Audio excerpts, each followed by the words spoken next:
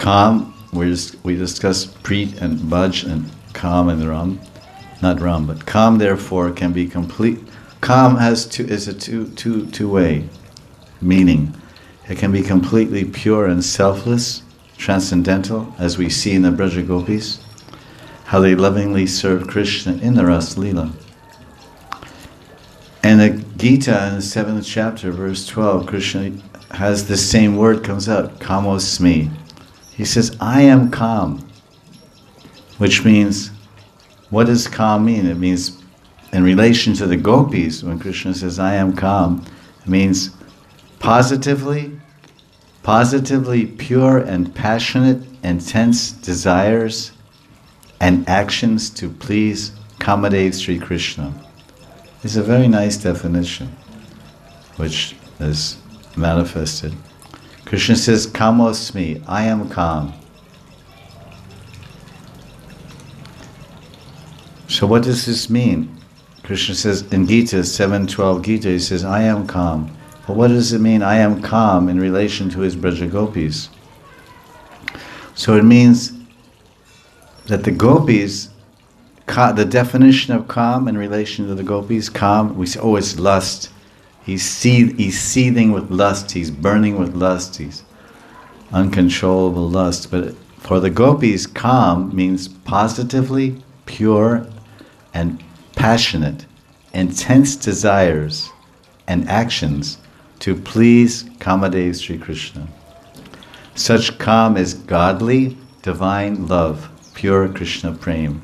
And this is the meaning of the Vraja-gopis of Prakrita Kam, divine, transcendental, spiritual, quote, lust. So Kam, which means desire or lust, which is part of all of us, can be directed to worldly pleasure, sense gratification, which will lead to bondage, or we can direct our calm, our positively pure, passionate nature and to please Krishna, which will give us liberation. So in the Rasa Lila, the compassionate, this is how I saw it, how I see it. In the Rasa Lila, the gopis are showing their compassion on us, on the readers, their mercy, their compassion. So I wrote here, the compassion, in the Rasa Lila, the compassionate Vraja-gopis are teaching us how to direct all of our desires to Krishna, who is a personification of divine lust and pure love.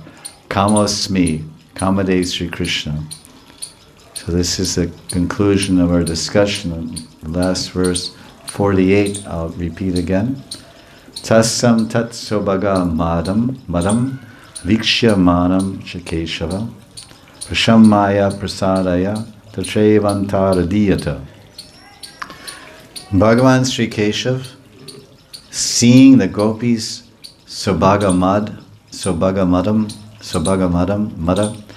being too proud of their good fortune, he wanted to relieve them of their pride and show them more mercy.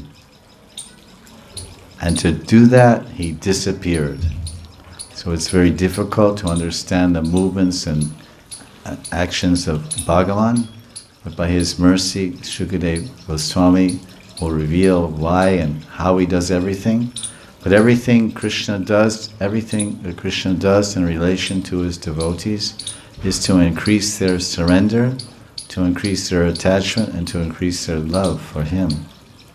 So then we don't curse God and say, oh God, oh Krishna, why do bad things happen to good people? Because our relationship as devotees of Krishna is a bondage of love. It's not an order-supplier relationship. Most religions have some concept that God will reward me at the end of my life, or he'll reward me in this life and take care of me and give me my daily bread, etc.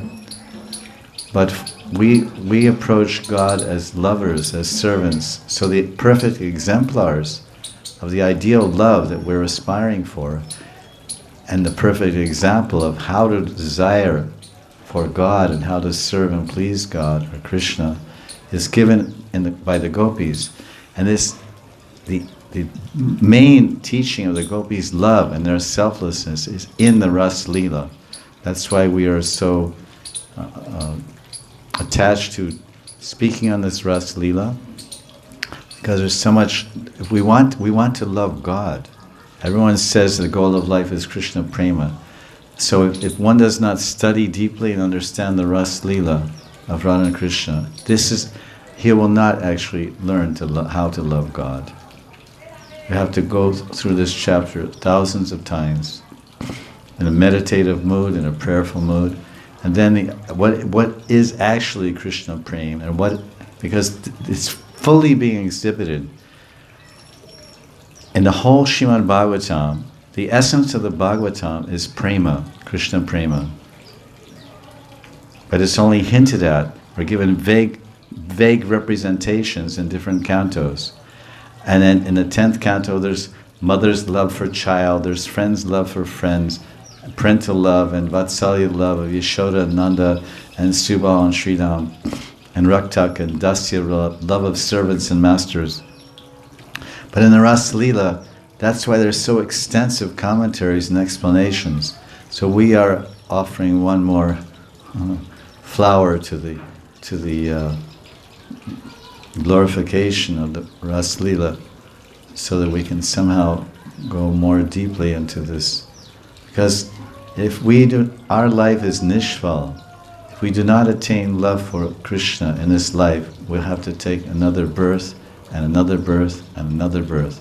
So how can you attain something you don't know what it is? How can you attain the qualities and the feelings? Because we want love of Krishna. So who are Krishna's lovers? The gopis. They're the greatest lovers. And Lord Chaitanya has come to offer the gopis' love to everyone. So it's free for the taking. If one is fortunate, it's not a question of choice, it's a question of fortune and the mercy. So this Rasa Lila is, although it's interesting because many people, many devotees are like, oh, watch out, read everything but the Rasa Lila. And it's like you're taking all kinds of medicines to cure your disease, and someone says, what do you take? I'm taking this, that. No, all those medicines, this is the medicine you have to take. Oh, but everyone told me not to take that medicine. Well, that's why you're still diseased. Maybe there's some purpose for keeping people in diseased condition, because then you can keep selling bogus medicines.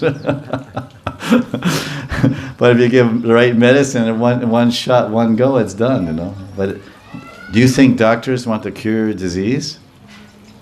Then there's no money. I mean, anyway, that's another story.